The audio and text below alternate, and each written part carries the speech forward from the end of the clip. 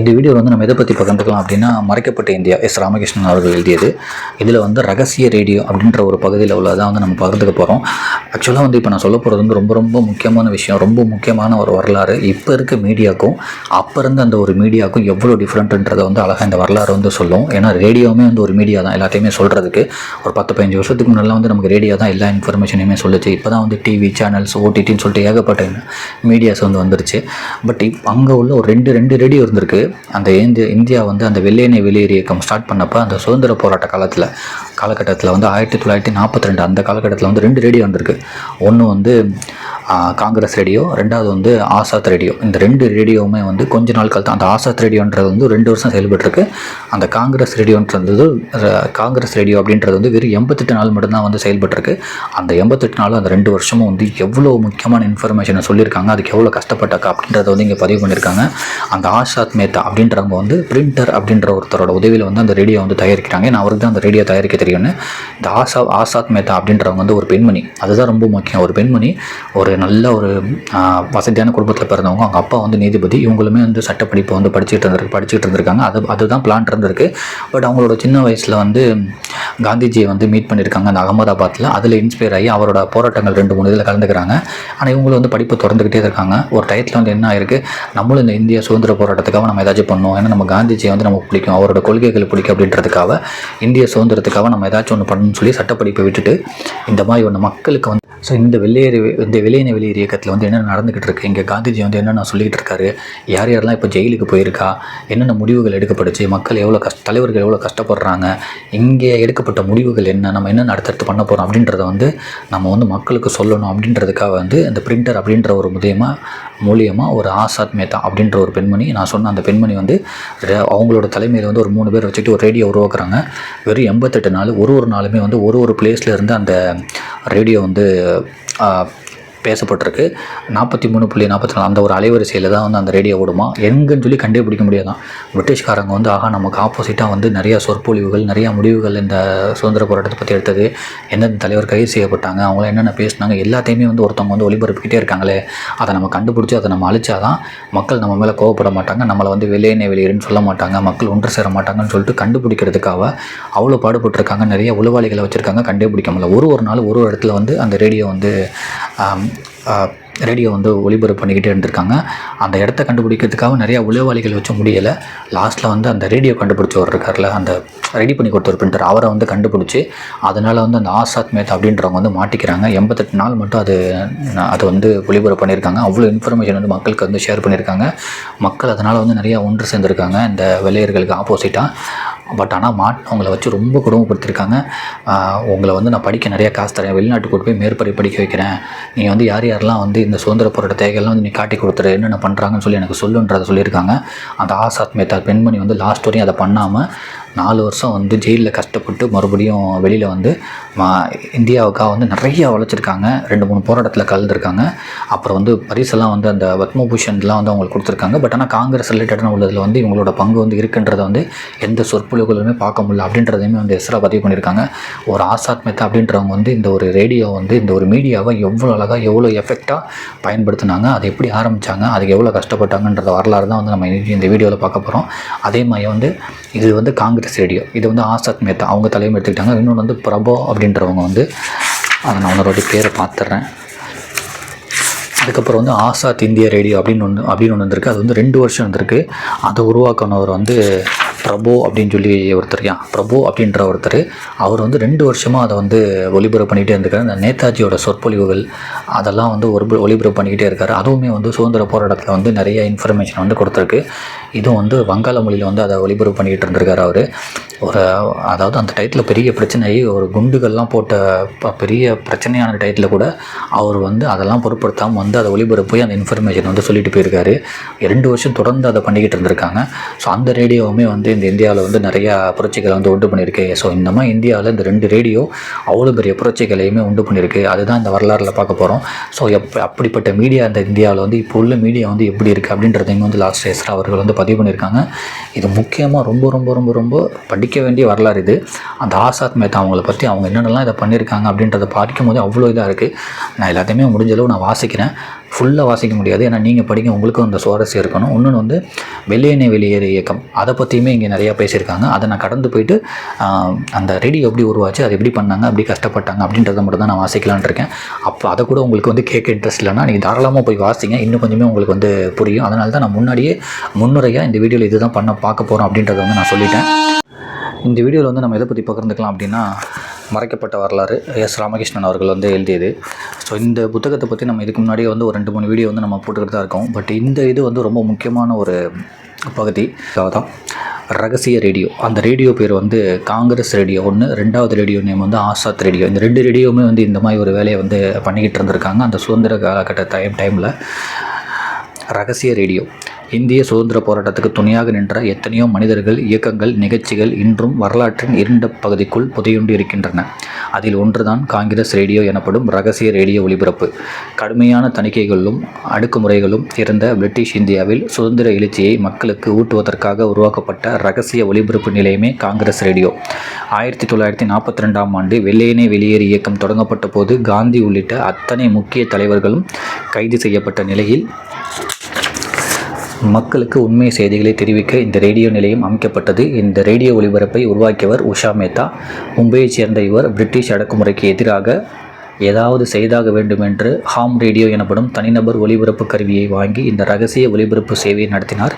இவருக்கு உறுதுணையாக இருந்தவர்கள் ராம் மனோகர் லோகியா, விட்டல்பாய் ஜவேரி, சந்திரகாந்த் ஜவேரி மற்றும் பாபுபாய் தாகூர். 88 நாட்கள் மட்டுமே செயல்பட்ட இந்த சுதந்திர ரேடியோ கதை மிக சுவாரஸ்யமானது. வெறும் 88 நாள் மட்டுமே வந்து இந்த சுதந்திர ரேடியோ வந்து ஒளிபரப்பி இருந்துருக்காங்க. பட் அதுக்கப்புறம் வந்து அவங்க மாட்டிக்கிட்டாங்கன்னு சொல்லிட்டு நான் அந்த வீடியோ ஆரம்பத்திலே வந்து சொன்னேன். இன்னொன்று அவங்களுக்கு வந்து இந்தியாவோட கௌரவ பரிசு வந்து ஒன்று கிடச்சிருக்கு. அதுவுமே வந்து இந்த வீடியோவில் வந்து அடுத்தடுத்து நான் படித்து காமிக்கிறேன். ரகசிய வீடியோ ஒலிபரப்பு உருவாக்கப்பட்டதன் பின்புலத்தை அறிந்து கொள்வதற்கு முன் வெள்ளையனே வெளியேறு இயக்கம் உருவானதை அறிவது மிக அவசியம் அப்படின்னு சொல்லிட்டு வெள்ளையனே வெளியேறு இயக்கம் வந்து எப்படி எப்படிலாம் ஆரம்பிச்சிச்சு, அதில் எப்படிலாம் வந்து கஷ்டப்பட்டாங்க, எப்படி ஜெயிலுக்கு போனாங்கன்றதை வந்து முழு வரலாறில் கொடுத்துருக்காங்க. 1942 ஜூலை 14 வந்து ஆரம்பிச்சது. அது எல்லாமே நீங்கள் வந்து இந்த புத்தகத்தை வாசித்தா இன்னும் கொஞ்சம் டீப்பாக போகும். நான் எல்லாத்தையுமே சொல்லிட்டு அது நல்லா இருக்காது, சுவாரஸ்யமாக இருக்காது படிக்கிறப்ப. நான் வந்து அந்த ரேடியோ உருவானதை மட்டும் சொல்கிறேன். பட் அதுக்கு முன்னாடி அந்த வெள்ளையனே வெளியேறு இயக்கம் அந்த டைட்டில் தான் இந்த ரேடியோ வந்து 88 நாள் உருவாச்சு. பட் அந்த வெள்ளையனே வெளியேறு இயக்கம் வந்து எப்படி ஆரம்பிச்சிச்சுன்றதுமே டீட்டெயில்டாக சொல்லியிருக்காங்க. ஹாம் ரேடியோ எனப்படுவது தனியார்கள் ஒரு குறிப்பிட்ட அலைவரிசையில் ஒலிபரப்பு செய்து கொள்ளும் தன்னார்வ சேவை. புயல் மற்றும் இயற்கை சீற்றத்தின் போது இந்த ஹாம் ரேடியோக்கள் தகவல் பரிமாற்றத்துக்கு பெரிதும் உதவும். மேலும் இராணுவத்தின் செயல்பாடுகளுக்கு இது போன்ற ரேடியோக்கள் பெரிதும் பயன்படுத்தப்பட்டன. இந்த ரேடியோவை உருவாக்க அதிக பொருள் செலவு கிடையாது. ஆகவே பிரிண்டர் இது போன்ற ஒரு ரேடியோவை உருவாக்கி எளிதாக நடத்தி வந்தார். அந்த பிரிண்டர் அப்படின்றவர் தான் வந்து இந்த ரேடியோ வந்து உருவாக்க தெரிஞ்சவர். வெறும் வந்து அந்த இராணுவ படைகளுக்கு மட்டுமே அந்த இராணுவ தகவல்களை வந்து பரிமாறுக்கிறதே வந்து அந்த ரேடியோ தயாரிச்சிருக்காங்க. அவர் பேர் தான் அந்த பிரிண்டர் அப்படின்றவர். அவர்கிட்ட தான் உதவி கேட்டு இந்த உமா மேத்தா அப்படின்றவங்க வந்து அந்த ரேடியோ ரெடி பண்ணுறாங்க. அந்த உமா மேத்தா அவங்களுக்குன்னு ஒரு டீம் வச்சுருக்காங்க, அந்த பிரிண்டர் அவரோட உதவியோட. பட் ஆனால் பிரிண்டரை வந்து அவர் தான் அந்த பிரிட்டிஷில் மாட்டிக்கிட்டாங்களா, அவர் தான் இந்த ரேடியோ தயாரித்து கொடுத்த பிரிண்டரே வந்து மாட்டிக்கிறாரு. ரொம்ப அவரை வந்து கொடுமைப்படுத்தினாங்க. லாஸ்ட்டில் உண்மையை சொல்லிடுறாரு. உண்மையை காட்டி கொடுத்தோன்னே இவங்கெல்லாம் ஜெயிலில் பிடிச்சிட்டு போயிடுறாங்க. மக்கள் எல்லாமே வந்து அந்த பிரிண்டரை வந்து ரொம்ப எதுக்குறாங்க, நீ தான் வந்து காட்டி கொடுத்துட்டேன்னு சொல்லிட்டு. அதனால் வந்து அவர் இந்தியா விட்டு காலி பண்ணிட்டு போன வரலாறுமே இதில் இருக்குது அப்படின்றதையும் சொல்லியிருக்காங்க. இவரை போலவே தானா என்பவர் ஆசாத் ரேடியோ என்ற பெயரில் ஒரு ரகசிய ரேடியோவை உருவாக்கி அதில் சுதந்திர கீதங்களையும் தடை செய்யப்பட்ட சொற்பொழிவுகளையும் ஒளிபரப்பி வந்தார். இது 1940களில் நடந்தது. தானாவின் இந்த செயல்பாடு கண்டறியப்பட்டு அவர் கைது செய்யப்பட்டதுடன் அவரிடம் இருந்து தொழில்நுட்ப கருவிகளும் பறிமுதல் செய்யப்பட்டன. ஸோ நான் சொல்கிற மாதிரி 2 ரேடியோ இருந்துச்சு. அது வந்து ஒன்று ஆசாத் ரேடியோ, அந்த ரேடியோவிலுமே வந்து அந்த சொற்பொழிவுகளையும் சுதந்திர கீதங்களையுமே வந்து ஒளிபரப்பியிருக்காங்க. இன்னொன்று வந்து நான் இப்போ படிச்சுக்கிட்டு இருக்கிறது அந்த காங்கிரஸ் ரேடியோ, அதுதான் வந்து அந்த ஆசாத் மேத்தா. அந்த 2 ரேடியோவுமே வந்து இந்திய சுதந்திர போராட்ட காலகட்டத்தில் வந்து ரொம்ப முக்கியமான ரேடியோ அப்படின்றாங்க. இந்த சூழ்நிலையில்தான் வெள்ளையனே வெளியேறு இயக்கத்துக்கு ஆதரவு தருவதற்கான ரேடியோவை உருவாக்கும் பணி தொடங்கியது. பிரிட்டன்களுக்கு தப்பி இதை எப்படி செய்வது என்பதற்கு ஒரு ரகசிய அமைப்பு உருவாக்கப்பட்டது. அதில் உஷா மேத்தா இந்த பொறுப்பை ஏற்றுக்கொண்டார். உஷா மேத்தா குஜராத்தை சேர்ந்தவர். இவரது அப்பா பிரபல நீதிபதி. வசதியான குடும்பத்தை சேர்ந்த உஷா தனது பள்ளி பருவத்தில் அகமதாபாத்தில் உள்ள ஆசிரமத்தில் காந்தியை சந்தித்தார். காந்தி வழியில் நாட்டம் கொண்டதுடன் ஆசிரம பணிகளில் தன்னை ஈடுபடுத்திக் கொண்டார். சைமன் கமிஷன் வருகையின் போது அதை எதிர்த்து நடந்த ஊர்வலத்தில் கலந்து கொண்ட உஷா தனது உரத்த குரலில் சைமனே திரும்பிப்போ என்ற முழக்கமிட்டது அனைவரின் கவனத்தையும் ஈர்த்தது. கதர் துணி நெய்வதிலும் கள்ளுக்கடை மறியலிலும் ஆர்வம் காட்டிய உஷா தன் வாழ்நாள் முழுவதும் கதர் புடவைகளை மட்டுமே அணிந்தார். காந்திய சிந்தனைகளால் தூண்டப்பட்ட உஷா தேச சேவைக்காக பெரிய காரியம் செய்ய வேண்டும் என்று தீவிர மனப்பாங்குடன் வளர்ந்தார். நீதிபதி பதவியிலிருந்து ஓய்வு பெற்ற உஷா மேத்தாவின் அப்பா சூரத்திலிருந்து பம்பாய்க்கு இடம் மாறினார். இதனால் உஷா பம்பாயில் கல்வி பயிலும் சூழல் ஏற்பட்டது. படிக்கும் காலத்திலேயே சுதந்திர சொற்பொழிவுகளை கேட்பது, கையேடுகள் மற்றும் வெளியீடுகளை மாணவர்கள் மத்தியில் விநியோகம் செய்வது போன்ற பணிகளில் உஷா மேத்தா ஈடுபட்டார். படிப்பில் முதல் மாணவியாக திகழ்ந்த உஷா தத்துவத்தில் இளங்கலை பட்டம் பெற்றதோடு தந்தை போல சட்டம் படிப்பதற்காக சட்டக்கல்லூரியில் சேர்ந்தார். ஆனால் சுதந்திர போராட்ட எழுச்சி காரணமாக தனது படிப்பை பாதியிலேயே கைவிட்டார். இந்த நிலையில்தான் வெள்ளையனே வெளியேறு இயக்கம் தோன்றியது. இந்த போராட்டத்தை முன்னின்று நடத்திய உஷா அதற்காக ஒரு ரேடியோ நிலையத்தை உருவாக்க திட்டமிட்டார். அதற்காக அரசியல் ஈடுபாடு கொண்ட ஒலிபரப்பு கலைஞர்களை எவராவது இருக்கிறார்களா என தேடினார். அப்போதுதான் தானாவை பற்றி அறிந்தார். தானா ஒரு தீவிரமான காந்தியவாதி என்பதால் ஒரு சுதந்திர ரேடியோவை உருவாக்கிவிட முடியும் என்று முயற்சி செய்தார். அதை அறிந்த பிரிட்டிஷ் உளவாளிகள் அவருக்கு ஒலிபரப்பு சாதனங்களை சப்ளை செய்வது போல ஒரு பிரிட்டிஷ் இன்ஜினியரை நடிக்க வைத்து முடிவில் அவரை கைது செய்து அந்த முயற்சியை தோற்கடித்தனர்னு சொல்லிட்டு அந்த தானா அப்படின்றவர்கிட்ட தான் ஃபஸ்ட்டு பேசியிருக்காங்க அந்த ரேடியோ உருவாக்கலான்னு. ஆனால் அதையுமே பிரிட்டிஷ் அவங்க கண்டுபிடிச்சி அந்த இதெல்லாம் கருவிகள்லாம் வாங்கிட்டாங்க. அதுக்கப்புறம் தான் மறுபடியும் இன்னொரு ஸ்டெப் எடுக்கிறாங்க. அந்த பிரிண்டர் அப்படின்றவர்கிட்ட அந்த ரேடியோ வாங்கிறதுக்கான எல்லா முயற்சிகளுமே பண்ணுறாங்க. சுதந்திர இந்தியா கிடைக்கணும் அப்படின்றதுக்காக நிறைய போராடி இருக்காங்க. நிறைய போராட்டங்களில் கலந்துருக்காங்க. வரலாறுமே இதில் இருக்குது. இன்னொன்று கதர் புடவைகளை மட்டும்தான் கதர் புடவைகளை மட்டும்தான் அவங்க உடுத்திக்கிட்டாங்க அப்படின்ற வரலாறுமே இதில் மென்ஷன் பண்ணியிருக்காங்க. பெரிய குடும்பத்தில் பிறந்தாலும் சட்டப்படிப்பை விட்டுட்டு மறுபடியும் அந்த காந்தி அவரோட அந்த சமூக சேவைகள் அதில் ஆர்வமாகி அதுக்கப்புறம் தான் இந்த இதில் வந்துட்டாங்க அப்படின்றதுமே இங்கே மென்ஷன் பண்ணுறாங்க. ஸோ இதை மேலும் தெரிஞ்சுக்கணும் அப்படின்னா 2 புக்கை கொடுத்துருக்காங்க. நான் அதையுமே இங்கே ஸ்க்ரீன்ஷாட் எடுத்து போகிறேன். ஸோ இப்போ தான் அந்த காங்கிரஸ் ரேடியோ ஸ்டார்ட் ஆக போகுது. அந்த 88 நாள் மட்டுமே ஒலிபரப்பான காங்கிரஸ் ரேடியோ பம்பாயில் ஹாம் ரேடியோ நடத்திய அனுபவம் பெற்றிருந்த பிரிண்டரின் உதவியை நாடினார் உஷா. ஸோ இதுதான் அந்த பிரிண்டர். அவர் தான் இதுக்கு முன்னாடி ஹாம் ரேடியோ அப்படின்றத நடத்திட்டு இருந்திருக்காரு. அந்த இராணுவம் அந்த பரிமாற்றத்துக்காக நடத்திட்டு இருந்திருக்காரு. ஸோ அவரோட உதவியை போய் அவங்க கேட்குறாங்க. எனக்கு இந்த மாதிரி ஒரு இந்திய போராட்டங்கள் பற்றிலாம் சுதந்திர போராட்டங்களை பற்றிலாம் மக்களுக்கு சொல்லணும், காந்திஜி சொல்கிறதெல்லாம் மக்களுக்கு எடுத்து சொல்லணும், எனக்கு ஒரு ரேடியோ வேணும், பிரிட்டிஷ்காரங்க கண்டுபிடிக்காத மாதிரி ஒரு ரேடியோ வேணும் அப்படின்றத அந்த பிரிண்டர் உதவியோட ரெடி பண்ண ஆரம்பிக்கிறாங்க. அந்த பிரிண்டர் அப்படின்றவர் யாருன்னா இதுக்கு முன்னாடி ஹாம் ரேடியோ அப்படின்ற நடத்திக்கிட்டு இருந்தவர். ஆனாலும் தனது கடனை அடைப்பதற்கு பணம் தேவைப்பட்டதால் உஷாவுக்கு உதவி செய்ய ஒப்புக்கொண்டார் பிரிண்டர். அதன்படி மும்பையில் உள்ள சிகாகோ அண்ட் கோவிலிருந்து HF டிரான்ஸ்மிட்டர், மைக்ரோஃபோன் ஆகிய கருவிகளை வாங்கி ஒரு ரேடியோ ஒலிபரப்பு அமைப்பை உருவாக்கினார். பம்பாயில் உள்ள சௌபாத்தி பகுதியின் உயரமான கட்டிடம் ஒன்றில் ரகசியமாக ஒளித்து வைக்கப்பட்ட இந்த ஒலிபரப்பு கருவிகளை 1942 ஆண்டு செப்டம்பர் 2ஆம் தேதி காங்கிரஸ் ரேடியோ தனது ஒலிபரப்பை தொடங்கியதுன்னு சொல்லிட்டு 1942 இந்த காங்கிரஸ் ரேடியோ தொடங்குது. இது 42.34 அலைவரிசையில் ஒலிபரப்பாகும் ரேடியோ. இந்தியாவில் பெயர் குறிப்பிடப்படாத ஒரு இடத்திலிருந்து ஒலிபரப்பு செய்யப்படுகிறது என்று உஷா மேத்தாவின் குரல் இந்த உலகுக்கு சுதந்திர ரேடியோ ஒலிபரப்பை அறிமுகம் செய்ததுன்னு சொல்லிட்டு அந்த ரேடியோ ஆரம்பிக்கிறாங்க. ஃபஸ்ட்டு இந்தியாவில் எந்த இடத்துல இது இருக்குன்னே தெரியாத மாதிரி அவங்க ஒலிபரப்பு பண்ணுறாங்க. அதுவும் 42.34 அலைவரிசையில் ஓடுது. இதை பிரிட்டிஷ்காரங்க கண்டுபிடிச்சிடுறாங்க. பட் அவங்க எப்படி இதை தொடர்ந்துக்கிட்டே வந்தாங்க, இதை எப்படி ஸ்டாப் பண்ணணும்னு நினச்சாங்கன்றதெல்லாம் இங்கே வரலாறாக சொல்லியிருக்காங்க. ரேடியோ ஒலிபரப்புக்காக தேச தலைவர்களின் சொற்பொழிவுகள், தகவல்கள் மற்றும் பாடல்கள் ரகசியமாக பல இடங்களில் பதிவு செய்து கொண்டு வரப்பட்டு ஒலிபரப்பு செய்யப்பட்டன. தினமும் காலை 8:30 மணிக்கும் இரவு 8:45 மணிக்கும் இந்த ரேடியோ செய்திகளை வழங்கியது. தேசமெங்கும் வெள்ளையனே வெளியேறு இயக்கம் எவ்வாறு தீவிரமாக பரவி வருகிறது என்பதை இந்த ரேடியோ தெளிவாக உலகுக்கு எடுத்துச் சொல்லியது. இதனால் ஆத்திரமடைந்த பிரிட்டிஷ் காவல்துறை இதை முடக்க திட்டமிட்டது. இந்த ரேடியோ எங்கே இருந்து ஒலிபரப்பாகிறது என்பதை கண்டுபிடிக்க உளவாளிகள் நியமிக்கப்பட்டனர். அந்த உளவாளிகளின் கண்ணில் படாமல் தினமும் ஒரு இடத்தில் இருந்து மாறி மாறி ரேடியோ ஒலிபரப்பு செய்யப்பட்டது. இதுதான் நம்ம நிறைய அந்த த்ரில்லர் படம் பார்த்துருப்போம். அந்த மாதிரி இருக்குது. நம்ம வரலாறு எவ்வளோ அழகாக இருக்குது அப்படின்றதே இங்கே தான் இருக்குது. ஸோ அந்த பிரிட்டிஷ்காரங்க தெரிஞ்சிட்டாங்க நமக்கு ஆப்போசிட்டாக அந்த வெள்ளையனே வெளியேறு இயக்கத்துக்கு என்னென்னலாம் நடக்குது அதை பற்றிலாம் அந்த ரேடியோவில் ஒளிபரப்பு பண்ணிக்கிட்டே இருக்காங்க. இன்னொன்று அந்த சொற்பொழிவுகள், அந்த விடுதலைக்காக நடந்த பேச்சுக்கள் அதையுமே ஒளிபரப்பு பண்ணிக்கிட்டே இருக்காங்க. இதனால் மக்கள் எல்லாத்தையுமே தெரிஞ்சு ரொம்ப கோவப்படுறாங்க. பிரிட்டிஷுக்கு ரொம்ப அழுத்தம் கொடுத்துக்கிட்டே இருக்காங்க. அதனால் பிரிட்டிஷ் என்ன பண்ணுறாங்க, இது எங்கே நடக்குதுன்றதை தெரிஞ்சுக்கிறதுக்காக நிறைய உளவாளிகள் வைக்கிறாங்க. ஆனால் அவங்களால கண்டுபிடிக்கவும் இல்லை. ஏன்னா ஒரு நாளைக்கு ஒரு இடத்துல போய் இந்த ரேடியோவிலேருந்து தொடர்ந்து செய்திகளை பரப்பிக்கிட்டே இருக்காங்க இந்த அந்த உளவாளிகள் கண்ணில் படாமல் தினமும் ஒரு இடத்திலிருந்து மாறி மாறி ரேடியோ ஒளிபரப்பு செய்யப்பட்டது. அப்படியும் காவல்துறை அவர்களை பின்தொடர்ந்து வரவே கோயில் ஒன்றின் உள்ளே இருந்த மடப்பள்ளியிலிருந்தும் மடாலயம் ஒன்றில் உள்ளே இருந்த மடப்பள்ளியிலிருந்தும் மடாலயம் ஒன்றிலிருந்தும் ரேடியோவை இயக்கினர். காங்கிரஸ் ரேடியோவுக்கு பொதுமக்களிடம் பலத்த வரவேற்பு கிடைத்தது. ஸோ அந்த கோயிலுக்குள்ள தான் வச்சு அந்த ஒளிபரப்பு பண்ணியிருக்காங்க. காங்கிரஸ் ரேடியோவுக்கு பொதுமக்களிடம் பலத்த வரவேற்பு ஏற்பட்டது. காந்தியின் சிந்தனைகள், நேருவின் சொற்பொழிவுகள், அடக்குமுறையை எதிர்கொள்ளும் விதம் என்று இந்த ரேடியோ மக்களிடம் மிகுந்த விழிப்புணர்வை ஏற்படுத்தின. இதனால் பிரிட்டிஷ் அரசு கடும் கோபம் அடைந்தது. 1942ஆம் ஆண்டு அக்டோபர் 8ஆம் தேதி காங்கிரஸ் ரேடியோ பற்றி கண்காணிக்க சிறப்பு புலனாய்வு குழு அமைக்கப்பட்டது. போலீஸ் ஸ்டெனோகிராபர்கள் ரேடியோவில் ஒலிபரப்பாகும் செய்திகளை வரவிடாமல் எழுதி பிரிட்டிஷ் அரசுக்கு அனுப்பினர். ஒரு பிரிட்டிஷ் உளவாளி பிரிண்டரை பின்தொடர்ந்து சென்று அவரது செயல்பாடுகளை கண்காணித்தார். அவர்தான் காங்கிரஸ் ரேடியோவை உருவாக்குவதில் முன்னின்றவர் என்பதை உறுதி செய்தவுடன் பிரிண்டரை கைது செய்து தலைகீழாக தொங்கவிட்டு சித்திரவதை செய்தனர். லாஸ்ட்டில் வந்து அந்த பின் தொடர்ந்துக்கிட்டே போய் அந்த பிரிண்டர் அவர் தான் வந்து இந்த ரேடியோவை வந்து உருவாக்க சொன்னவங்க வந்து இன்னொருத்தவங்க, அந்த உஷா மேத்தா அப்படின்றவங்க வந்து அவங்க தான் ஃபுல்லாக அந்த தலைமை தாங்கி அது ஒரு டீமை வச்சு அந்த பிரிண்டர்கிட்ட உதவி கேட்டு அந்த ரேடியோ உருவாக்குறாங்க. ஆனால் அந்த ரேடியோ உருவாக்கணும் யாருன்றவர் அந்த பிரிண்டரை கண்டுபிடிச்சிடுறாங்க. அவர் மாட்டிக்கிறாரு, ரொம்ப சித்திரவதை பண்ணுறாங்க. பிரிண்டரை கைது செய்து தலைகீழாக தொங்கவிட்டு சித்திரவதை செய்தனர். உடலில் துணி இல்லாமல் ஐஸ் கட்டியில் படுக்க வைக்கப்பட்டார். வலி தாங்க முடியாமல் கதறிய பிரிண்டர் ரேடியோவை யார் யாரெல்லாம் இயக்குகிறார்கள் என்பதை காட்டிக் கொடுக்க சம்மதித்தார். பிரிண்டர் கொடுத்த தகவலை கொண்டு அந்த பிரிண்டர் வந்து தகவல் கொடுக்க வந்து சம்மதிச்சிட்டார். ஆனால் வந்து அந்த தகவலை வச்சுக்கிட்டு அந்த உஷா மேத்தா அவங்களையுமே வந்து அவங்களுக்கு பின்னாடி அந்த ஒரு 3-4 பேர் அந்த டீமையுமே வந்து கண்காணிக்க ஆரம்பிச்சிட்டாங்க. கண்காணித்து கைதும் பண்ணிட்டாங்க அப்படின்றதுமே இங்கே பதிவு பண்ணுறாங்க.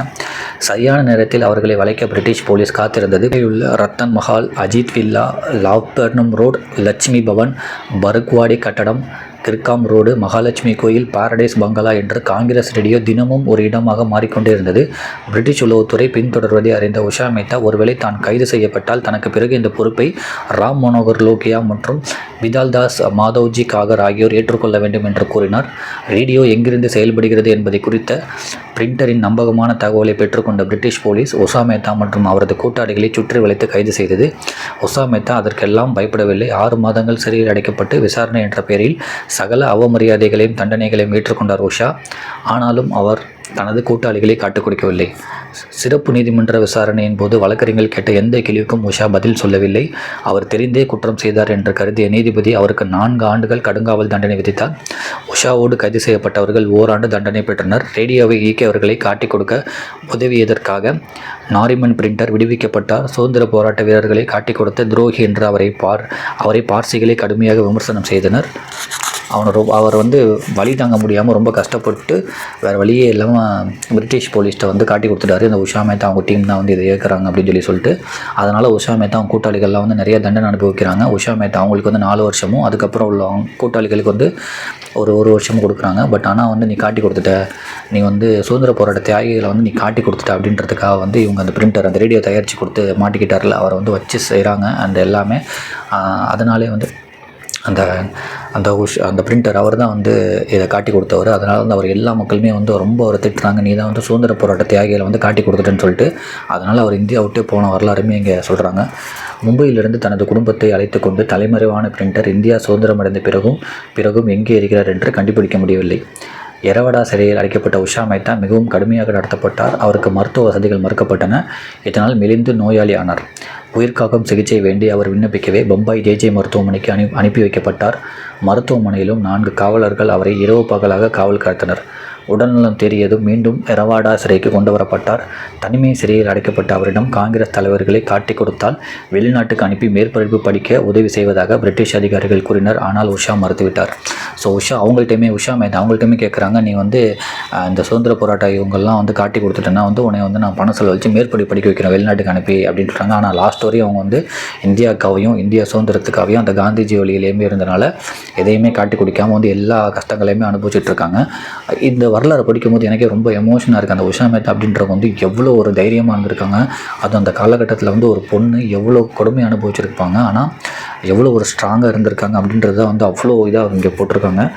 1946ஆம் ஆண்டு இந்தியாவில் அமைக்கப்பட்ட தற்காலிக இந்திய அரசாங்கம் உஷா மேத்தாவை விடுதலை செய்து உடல்நலம் குன்றி படுக்கையில் கிடந்த போதும் 1946ஆம் ஆண்டு இந்தியாவில் அமைக்கப்பட்ட தற்காலிக இந்திய அரசாங்கம் உஷா மேத்தாவை விடுதலை செய்தது. உடல்நலம் குன்றி படுக்கையில் கிடந்த போதும் உஷா மனம் தளரவில்லை. அவர் டாக்டர் பட்ட ஆய்வு செய்து பட்டம் பெற்றார். சில ஆண்டுகள் பேராசிரியராக பணியாற்றினார். காந்திய சிந்தனைகள் குறித்து தொடர்ந்து எழுதியும் பேசியும் வந்த உஷா மேத்தாவுக்கு பத்மபூஷன் பட்டம் அளித்து கௌரவித்தது இந்தியா. 2000 ஆண்டு ஆகஸ்ட் 11 இறந்தபோது உஷாவுக்கு வயது 80. காங்கிரஸ் ரேடியோவை உருவாக்கி நடத்தியது தனது வாழ்நாளின் சாதனை என்று உஷா தனது நேர்காணலில் தெரிவித்து இருக்கிறார். இவரது அரிய சேவை காங்கிரஸ் கட்சியின் வரலாற்று பதிவுகளில் கண்டுகொள்ளப்படவே இல்லை என்பதுதான் வருத்தப்பட வேண்டிய உண்மை. காங்கிரஸ் ரேடியோவைப் போலவே ரகசியமாக செயல்பட்ட இன்னொரு ஒலிபரப்பு ஆசாத் ரேடியோ. இது நேதாஜியின் கட்டுப்பாட்டில் இயங்கியது. ஆரம்பம் காலங்களில் இந்த ரேடியோ ஜெர்மனியில் இருந்து ஒலிபரப்பு செய்யப்பட்டது. அதன் பிறகு சிங்கப்பூரிலும் ரங்கூனிலும் இருந்து ஆசாத் ரேடியோ ஒலிபரப்பப்பட்டது. நேதாஜியின் சொற்பொழிவுகள், பிரிட்டிஷ் எதிர்ப்பு பிரச்சாரங்கள் மற்றும் பாடல்களுக்கு முக்கியத்துவம் கொடுத்து இந்த ரேடியோ செயல்பட்டது. தமிழ், ஆங்கிலம், வங்காளம், உருது, மராத்தி, பஞ்சாபி ஆகிய மொழிகளில் இந்த ரேடியோ செய்திகளை ஒலிபரப்பியது. இராணுவத்தில் பணியாற்றிய வீரர்களை இதன் ஒலிபரப்பாளர்கள். அன்று பிரிட்டிஷ் நடத்திய ரேடியோக்கள் இந்தியாவை பற்றிய செய்திகளை கடுமையாக தணிக்கை செய்தபோது அதை எதிர்த்து உண்மையை உலகறிய செய்தது ஆசாத் இந்தியா ரேடியோ. நேதாஜியின் பல முக்கிய உரைகள் இந்த வானொலி வழியாக ஒலிபரப்பாகின. குறிப்பாக யுத்த காலத்தில் இந்தியர்கள் மேற்கொள்ள வேண்டிய நிலைப்பாட்டையும் கெரில்லா தாக்குதல் முறையின் அவசியத்தையும் பற்றி நேதாஜி ஆற்றிய உரைகள் மக்களிடம் பெரிய எழுச்சியை ஏற்படுத்தின.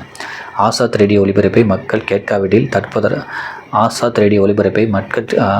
ஆசாத் ரேடியோ ஒலிபரப்பை மக்கள் கேட்க விடாமல் தடுப்பதற்காக வீடுகளுக்குள் புகுந்த போலீஸ் ரேடியோ பெட்டிகளை பறிமுதல் செய்தனர். ஆசாத் இந்தியா கேட்பது தண்டனைக்குரிய குற்றமாக கருதப்பட்டது.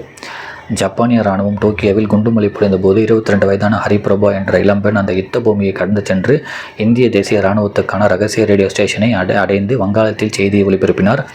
1942 முதல் 2 ஆண்டுகள் நாள் தவறாமல் இதில் செய்தி வாசித்திருப்பது குறிப்பிடத்தக்கது. டோக்கியோவிலிருந்து சோப் தயாரிப்பதற்காக டாக்கா சென்ற டகேடா என்ற ஜப்பானியர் மீது காதல் கொண்டு அவரை திருமணம் செய்து கொண்டார் ஹரிபிரபா. இருவரும் 1912 டோக்கியோ திரும்பினர். தனது ஜப்பானிய வாழ்க்கை பற்றி பிரபா வங்காளத்தில் எழுதிய ஒரு இந்திய மனைவியின் ஜப்பானிய வாழ்க்கை என்ற புத்தகம் மிகவும் பிரபலமானது. பிரபோ ஜப்பானிய மொழி கற்றுக்கொண்டதுடன் இந்திய சுதந்திர போராட்டத்துக்கு உதவி செய்வதற்காக அவர் நேதாஜி பற்றிய செய்திகளை தொகுத்து தினமும் ஒளிபரப்பியிருக்கிறார். இவரை பற்றி சமீபத்தில் ஒரு ஆவணப்படம் வெளியாகி இருக்கிறது. பிரிட்டிஷ் உளவுத்துறையின் சகல நெருக்கடிகளையும் சந்தித்து ஆசாத் இந்தியா ஒலிபரப்பு இந்திய மக்களிடம் சுதந்திர எழுச்சியை உருவாக்கியது என்பதே உண்மையான வரலாறு. இதுதான் இந்த ஆசாத் ரேடியோ அப்புறம் காங்கிரஸ் ரேடியோவோட உண்மையான வரலாறு. அங்கே ஆசாத் மேத்தா அப்படின்றவங்க, இங்கே அந்த பிரபோ அப்படின்றவங்க 2 பேர் அவ்வளோ கஷ்டப்பட்டுருக்காங்க. இந்த இந்தியா சம்பந்தமான அந்த சுதந்திர போராட்ட சம்பந்தமான சொற்பொழிவுகள் என்னென்ன முடிவுகள் பண்ணுறாங்க அதை மக்களுக்கு கொண்டு சேர்றதுக்காக. ஆனால் இப்படி இருந்த ஒரு மீடியா இப்போ மீடியா எப்படி இருக்குது அப்படின்றதையுமே எஸ்ரா அவர்கள் இங்கே ரொம்ப காரசாரமாக பதிவு பண்ணுறாங்க. காங்கிரஸ் ரேடியோவும் ஆசாத் இந்திய ரேடியோவும் போராடி வளர்த்த இந்திய நாட்டுப்பற்றை இன்றைய பண்பலைகள் தங்களின் சுயலாபத்துக்காக காற்றில் பறக்க விட்டுவிட்டன. பண்பலை தமிழ் என்றொரு பண்பாடற்ற தமிழ் பேசும் முறை உருவாகி மொழியை, தமிழ் பண்பாட்டை தொடர்ந்து சீரழித்து வருகின்றன. உண்மையான சமூக அக்கறை கொண்ட ஊடகம் எப்படி செயல்பட வேண்டும் என்பதற்கு சுதந்திர போராட்ட காலத்தில் செயல்பட்ட காங்கிரஸ் ரேடியோவும் ஆசாத் இந்திய ரேடியோவும் சான்றுகள். இந்த வழியை பின்தொடராமல் சமூகத்தை நெறிப்படுத்த வேண்டிய பொறுப்பிலிருந்து ஊடகங்கள் தவறும்போது அதன் விளைவுகள் மிக மோசமாக இருக்கக்கூடும் என்பதே வரலாற்றை காட்டும் உண்மை அப்படின்னு சொல்லிட்டு இப்போ உள்ள மீடியா எவ்வளோ மோசமாக இருக்காங்க. ஏன் அவங்களுக்கு கிடைச்ச ஒரு பெரிய வாய்ப்பை யூஸ் பண்ணிக்க மாட்டுறாங்க? ஏன் அந்த லாங்குவேஜை சரியாக யூஸ் பண்ணிக்க மாட்டுறாங்க? அந்த மீடியா ஏன் சரியாக யூஸ் பண்ணிக்க மாட்டுறாங்க? எவ்வளோ மோசமாக இருக்குது. இதே இந்தியாவில் தானே இந்த ஆசாத் ரேடியோவும் காங்கிரஸ் ரேடியோ எப்படி செயல்பட்டாங்க. ஒரு சுதந்திர போராட்டத்துக்காக 2 வருஷமாக ஒருத்தர் தொடர்ந்து போய் அந்த வெடிகுண்டு போட்டப்போ கூட ஒருத்தர் அதை அந்த வங்காள மொழியில் பேசிட்டு வந்திருக்காரு. அந்த இந்தியா செயல்பாடுகள்லாம் பற்றி, சொற்பொழிவுகள் பற்றி, நேதாஜியோட அவரோட பிளான்ஸ்லாம் பற்றி பேசிட்டு வந்திருக்காரு. அப்படி இருந்த ஒரு மீடியா இப்போ இருக்க மீடியாவுக்கும் என்ன ஒரு டிஃப்ரெண்ட்டுன்றது ரொம்ப இதாக சொல்லியிருக்காங்க. இந்த மீடியா தான் இந்தியாவோட ஒரு முக்கியமான இதை அதை நல்லா யூஸ் பண்ணுங்க அப்படின்றதையுமே இங்கே எஸ்ரா அவர்கள் லாஸ்ட்டில் பதிவு பண்ணியிருக்காங்க. இதுதான் நான் இந்த புத்தகத்தில் இந்த பகுதியில் சொல்ல வந்தது. ஸோ வாய்ப்பு இருந்தால் அந்த புத்தகத்தை படிங்க. நிறைய இன்ஃபர்மேஷன் இருக்குது. அவ்வளோ வரலாறுல போட்டிருக்காங்க. அவ்வளோ உண்மையான ஸ்டோரிஸ்லாம் படிக்க நமக்கே நிறைய தெரிஞ்சுக்கிறதுக்கு வாய்ப்பு நிறையா இருக்குது. ஸோ நீங்கள் கண்டிப்பாக இந்த புக்கை படிங்க. மறைக்கப்பட்ட இந்தியா எஸ். ராமகிருஷ்ணன் அவர்களுக்கு நன்றி.